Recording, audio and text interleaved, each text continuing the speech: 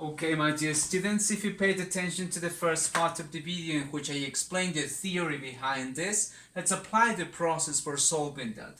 What you would have to do is analyze the percentages for this. Calculate the empirical formula from a sample containing this. Whenever you're going to calculate empirical formulas and stuff like that, they're going to give you percentages or grams for each element present in that formula. So what you're going to do is basically assume each percentage, that's the step number one.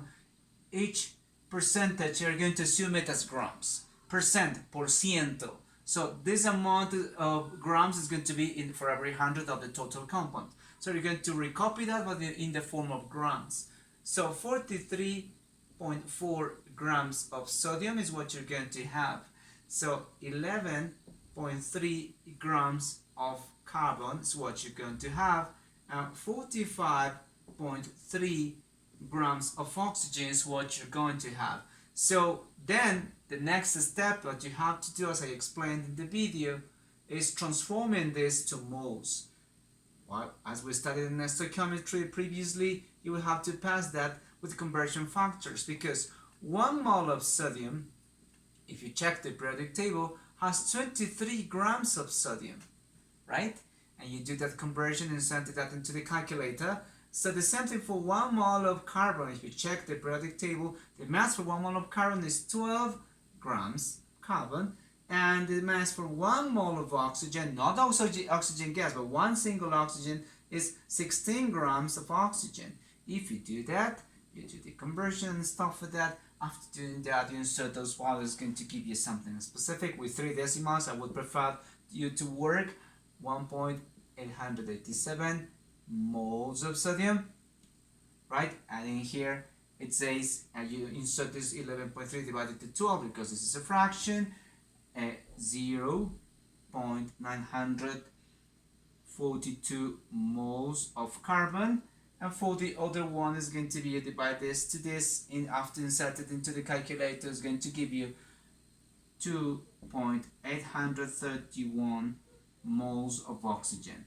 Once you have done that, you might want to pause the video for checking that you actually worked the way. Remember step number one, pass the percentages to grams, then the grams to moles, and you pause there if you want to practice a little bit more. Now that you have it in moles, you check which is the smallest number of moles. This one, this one, this one. So it is that one, it is this. So what you're going to do is divide all of them. I'm going to work with this one because that's the smallest number of moles. Each one is going to be divided.